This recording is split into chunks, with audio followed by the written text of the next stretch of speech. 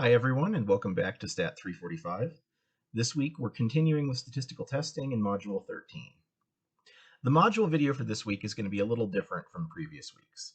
I'm not going to talk about statistics as much this week because I want to use this time to talk about COVID and how it relates to our class. This is going to be a long video, but I hope you find it interesting and worthwhile. First up, if you're not a big follower of the news, you should be aware that the SARS-CoV-2, that's the proper name for the coronavirus which causes COVID-19, that virus is spreading unchecked in New Mexico and the whole country. By the time you're watching this, our state's new public health measures are going to be in effect. Non-essential businesses are closed again. Gatherings of more than 5 people are banned, except for those in your particular home COVID bubble. If you want details of the most up-to-date public health order, I've provided the link in the Module 13 welcome page. That's all basic announcement stuff, though. I want to provide some professorly comments as well. So, last semester, I spent about half a day with each of my classes talking about COVID-19. This was in late February or early March, before our lives really started to change. Statistics is about understanding data and uncertainty, and COVID gives us tremendous amounts of both.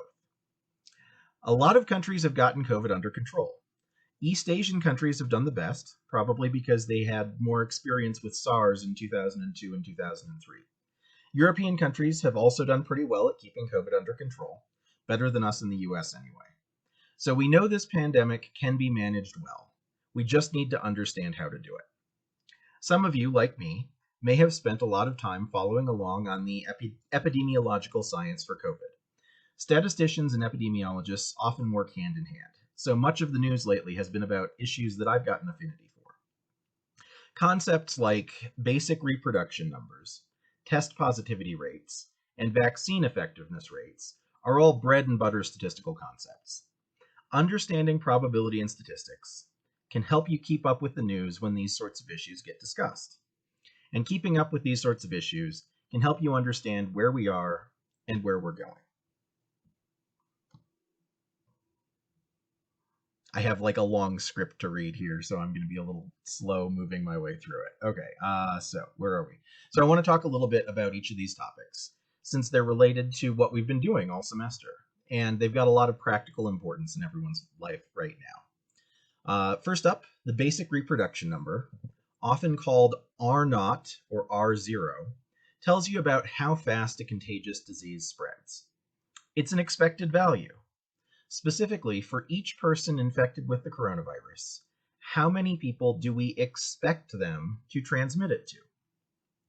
R0 is based on a couple of assumptions, mainly that everyone in the population is infectable and that no countermeasures are being taken to slow or stop the infection. That's why R0 is the basic reproduction number. What folks like me and state health departments focus on now is R, no subscripts. That's the effective reproduction number. If that number is below 1, each infected person transmits to less than one other person, and the virus is slowly being killed off. If R is greater than 1, each infected person transmits to more than one other person, and the epidemic is growing. Remember, though, that these are expected values. Lots of people who test positive self-isolate, and hopefully don't transmit the virus to anyone. Some people don't. They go out and spread it around. Sometimes they go to big gatherings, which become super spreader events, infecting lots of people. The number one goal in fighting an epidemic is to get R down below 1, so the virus dies off.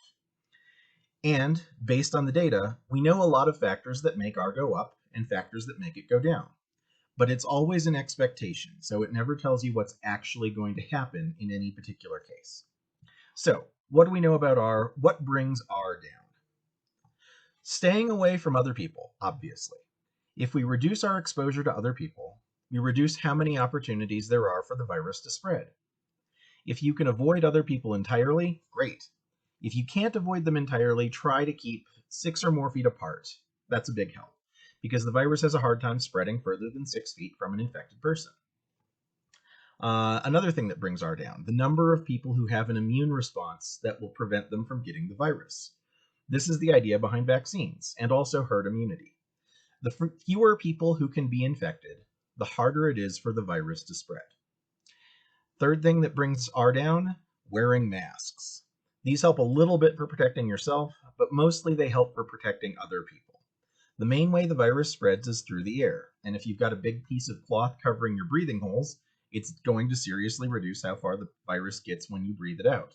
And in many cases, people who are infected with the virus don't know that they're infected. People can be asymptomatic. And so people who are sick need to wear masks to prevent other people from getting it, or should wear masks to prevent other people from getting it. But not everybody who is sick knows that they're sick, which is why, even though I'm pretty sure that I'm not infected, I hardly ever go out and meet with anybody. I still wear a mask when I go outside because you never know.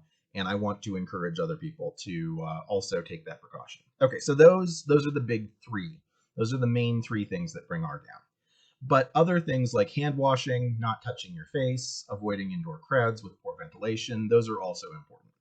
But the big three are how we get out of this: distance, vaccines, and masks.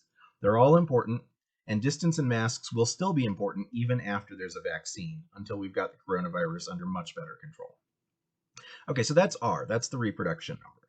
How about test positivity? That's another thing you hear people talking about in the news.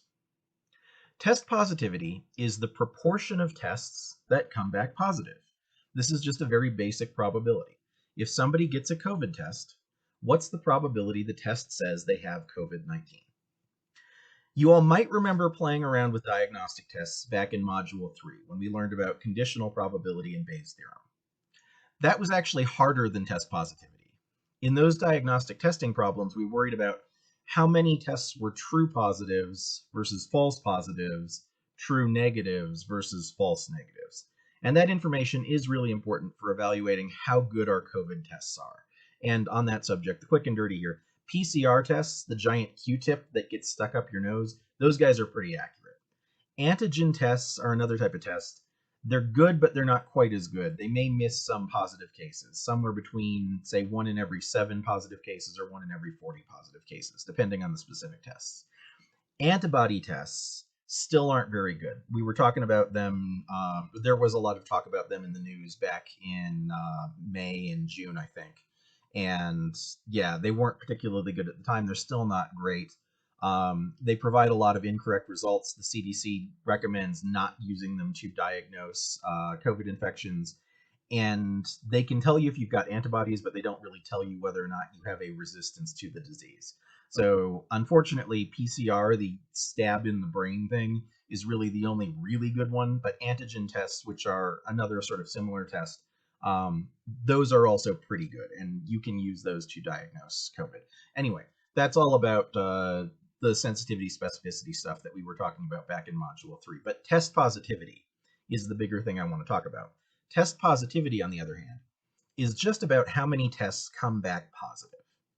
Generally speaking, you want the vast majority of your tests to come back negative, because that means most people getting tested don't have COVID. When test positivity goes up, a higher proportion of the people getting tested have COVID. Now, I've heard people suggest that when our COVID numbers go up, this is because we're testing more people, not because more people are getting infected. Test positivity is exactly how we figure out whether or not that's true.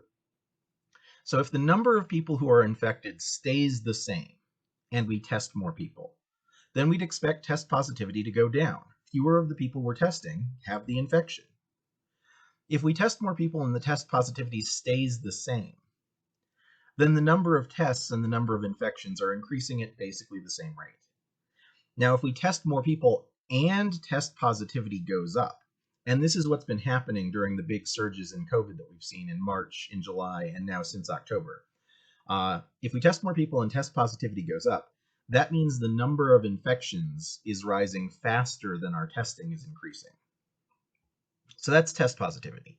And the last thing that has sort of a statistical or probabilistic root that I wanted to talk about is this idea of vaccine efficacy, vaccine effectiveness.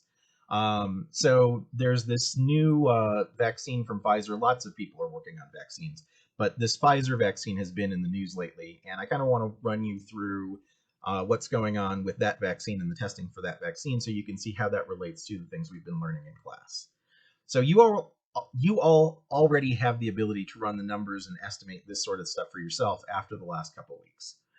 Pfizer has enrolled about 44,000 people in their phase 3 clinical trial so far. So this is the big trial that you do at the end of doing drug development to decide, or any sort of medical intervention development to decide whether or not it's going to be effective and safe. So they've got about 44,000 people they've enrolled so far. They split that sample between a placebo group and a group that's getting treated with their vaccine. Now, here's how the study works.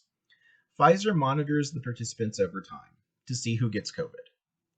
The assumption is that the placebo group and the vaccine group should be exposed to the virus at about the same rate, because participants are randomized between the two groups. Pfizer runs the study until it sees 164 total infections. Now, that's the end of their study. They're not at that point yet, but that is the point at which they will stop the study. So Pfizer will run this study until they see 164 infections, at which point their phase 3 clinical trial is done, and the FDA gets to review this guy and it goes to market. So 164 is the total they're going for. The big vaccine news came with a partial report of Pfizer's result. So far, out of that 164, 94 people from their sample have been infected, so a little bit more than half. So out of their 44,000 people, so far they've seen 94 infections. They didn't release how many of those infections are from the group that received the real vaccine, but it has to be 9 or less out of that whole 94, because they said they'd seen better than 90% effectiveness. So we can use some of what we've learned in class so far to look at this. Let's use our estimation tools. So let's say that it is 9. Let's say that 9 out of the 94 cases come from the vaccine group. So what's our best guess for the proportion of COVID cases coming from the vaccine group? Well, if we use a point estimate, like a maximum likelihood estimate, we'd get 9 divided by 94, or about 9.6%. That's a point estimate. Now, like we were talking about before, confidence intervals are a better way to estimate things that give you a better sense of the uncertainty. So what if we build a confidence interval? So here, if I do a 95% interval, the true proportion for how many infections are coming from this vaccine group versus the placebo group, if we looked at this as a population of vaccine treated people versus people not treated with the vaccine, so the true proportion of infections seems like it should probably fall somewhere between about 15% and 3%. So based on the assumption that 9 of the cases are from the vaccine group again, which we don't know, but it's got to be that or less. So if 85 people are infected from the placebo group, in the same amount of time that 9 people are infected from the vaccine group, that implies this vaccine is working pretty darn well. It looks like about 90% of possible infections are getting blocked by the vaccine. That means if everyone got this vaccine, a gathering of 50 people would have about the same risk as a gathering of 5 people does now. Maybe less risk, because those 45 new people are going to space out the gathering. You're not cramping them all into a phone booth. So the people who can be infected are going to be spread further apart. And distance is one of those big 3 interventions that lowers the reproduction number. If everybody got this vaccine and they kept wearing masks, we could get R down very, very low and possibly eliminate the virus, even as our lives return to pre-pandemic normal. Unfortunately, I don't have a lot of hope for this. A lot of Americans have decided that they're not willing to wear masks or get vaccines. As a scientist, this bothers me because it's ignorant. As an American, it bothers me because it's unpatriotic. A small number of people really can't wear masks or get vaccines because of complicating medical conditions. This is a thing. But the vast majority of us are fine with these interventions. And I see it as a civic duty, in my opinion, to do what I can to help others stay safe. And wearing a mask and getting vaccinated are both part of that civic duty. We've made it through 8 months of the COVID pandemic now. We've got many more months to go, honestly. And we're just entering what's probably going to be the worst phase of the pandemic over the winter. But we have the ability to bring COVID under control by understanding how it works and by taking appropriate precautions for ourselves and for others. Some of the skills you've been learning in this class are the same ones you need to understand this pandemic. As we get closer to the holidays, keep yourselves safe, keep your families safe, and if you can, try to use what you've been learning in this class to help other people understand the pandemic better and how they can protect themselves and the people they care about. Probability and statistics are tools, and like any tools, we can use them for the good of society. That's it for me. That's it from me for this week. I'll be back again next week to introduce Module 14. So until then, I hope you all have a good week.